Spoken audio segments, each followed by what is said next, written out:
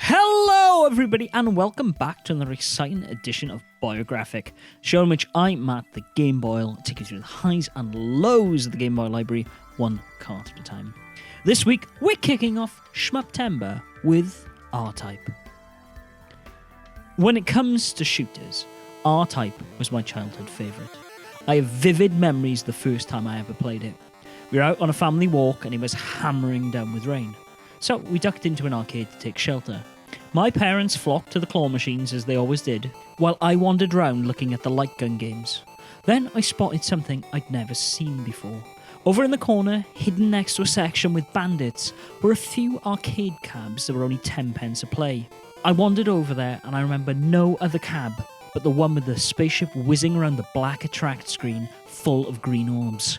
I threw the 20p piece I had in my pocket in and died horribly, not even making it past the first boss. The memories of that game though have stuck with me to this day. I became a fan not only of RType, but of shmups in general because of this. When I started going to flea markets, I would keep my eyes open for anything that resembled RType and would then pounce on it. Had I only known that there was a Game Boy port of the game that managed to capture the same arcade thrill, well, chances are I'd be able to play that blindfolded instead of Kirby's Dream Land, but that's not the way it played out. The Game Boy port of RType in itself is a curiosity because it's a technical marvel. Yep, I'm not even going to bury the lead here, folks. In my eyes, it is the gold standard on a system with a lot of impressive shmups, which may surprise you when you consider that even the SNES's Super RType suffers with a horrible slowdown. It's made even more impressive by the fact that a lot of people simply said it couldn't be done.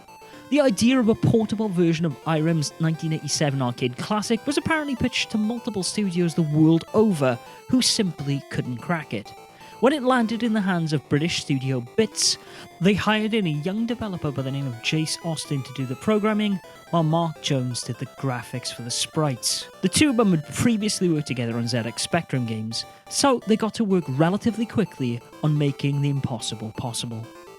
While it was Austin's first time programming for the system, he was able to quickly adapt to the hardware thanks to his knowledge of the Z80 processor, the very same processor present in the ZX Spectrum. However, with scrolling and hardware sprites available to him for the first time, he was able to make Jones's spriteworks sing. Of course, with this being a Game Boy port, there are some drawbacks to what could be achieved with the hardware.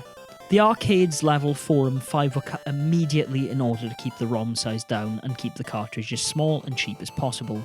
Juggling the VRAM to allow for the game's large boss sprites was also tricky, requiring a few moments of slowdown when the background graphics were dumped out of memory to accommodate the likes of Doberceratops on screen. But the hardware also came in handy.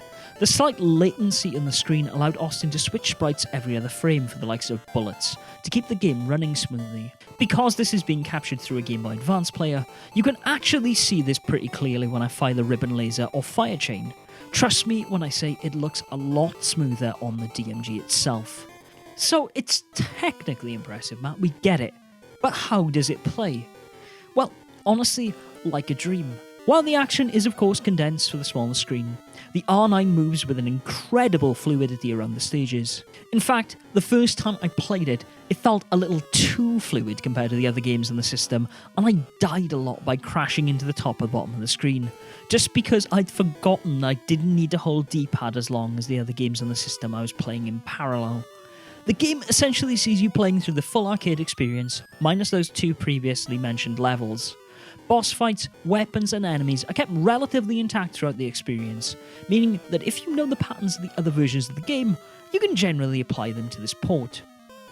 In terms of difficulty, the first three stages are very straightforward, with the fourth being where the difficulty jumps up to 10, and I almost guarantee you'll die your first couple of runs because the game demands pattern recognition. Though, if you can overcome this stage, you should be able to get through the last two levels pretty easily. Once you shoot your way through the game's 6 levels, you get a small text-based cutscene telling you that Boyographic Empire isn't quite defeated yet, meaning you'll need to play through the whole game again. While the game does have checkpoints throughout the levels to help you out, you only got 2 continues. Yep, that's it. No passwords or level skip options are available to the player, meaning you've essentially got 12 lives to get through the game twice with your R9 intact. How, you ask? Well, memorization and by mastering the Force. No, not that kind. The Force in R-Type is an indestructible living weapon that will always pop out of your first collectible power-up. Essentially, it's a small pod that clips onto your ship to beef up your firepower. What's more is you can use it as a shield on incoming enemies, as well as firing it to deal damage, or putting it on your caboose to protect you from enemies coming from behind. The best place to abuse this indestructible battering ram is of course in the game's bosses. You can simply fire the Force off to hook into a boss's weak points in order to deal damage and stay out of harm's way. If you're feeling brave enough, R-Type is one of the rare games where you can actually play a pacifist run if you want to.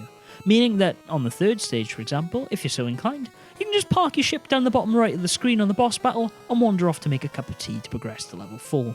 There are some little curiosities hidden in the GameBoy version of R-Type for those inclined to look too. Austin hiding his and Jones's name in the ship's data screen being an obvious one, but at the point where the game's difficulty spikes, Austin snuck his own logo into the bottom of the screen. Something he'd done up until that point in his previous Spectrum titles like Nemesis the Warlock and Color Space. The most impressive thing, however, is that Austin snuck something else into a game that's often misinterpreted as a sketch tool. Sure, you can use it for that purpose, but by holding the buttons left, down, A and B together on the high score screen, you'll get access to a program called DeSouza Editor. Well, if it's not a sketch tool, Matt, what is it? It's actually a version of John Conway's Game of Life, something that Austin admits he's programmed in every system he's ever worked on. Check out the description if you'd like to learn more about what that is, but honestly, it's fascinating. I would of course be amiss if I didn't mention this game is also part of the R-Type DX collection on the Game Boy Color, but as that's going to get its own episode, I'm going to skip over that for now.